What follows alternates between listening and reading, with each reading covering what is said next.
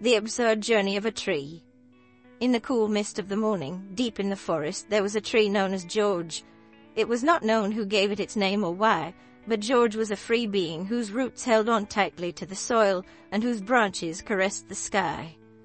The songs of the birds circulated in his veins, the melody of the wind made his leaves tremble.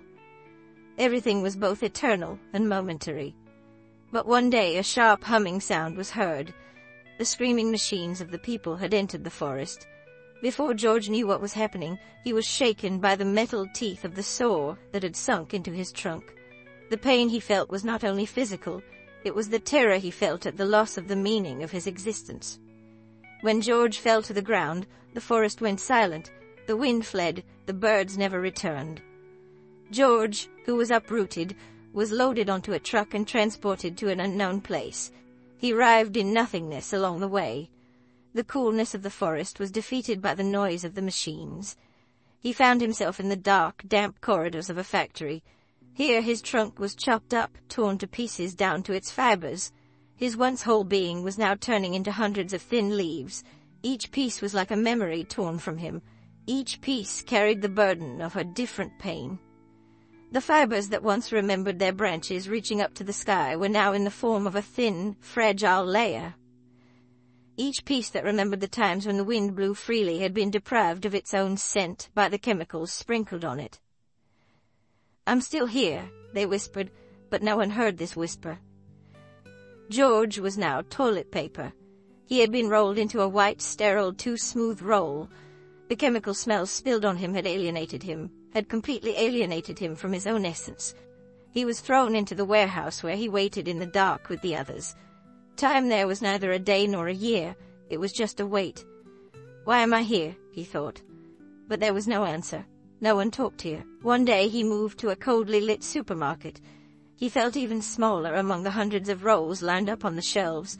Everyone was the same, white, soft, empty. The advertising label on it shouted, "Ultra Comfort." But George remembered that he had once been a tree dancing with its roots in the soil. People would examine him, weigh him down with their gazes, and then abandon him. Finally, a hand grabbed him and threw him into a shopping cart. Taken to his new owner's house, George soon learned his purpose. He was placed in the corner of the bathroom and waited there silently.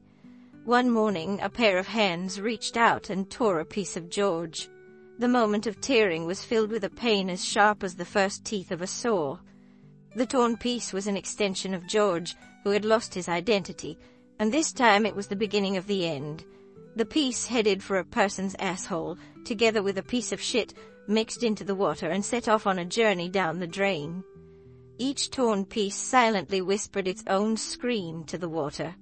This leaf, once a nameless piece of the tree where birds sang, was now a scream that no one listened to, a nameless piece of the tree that had once mingled with the city.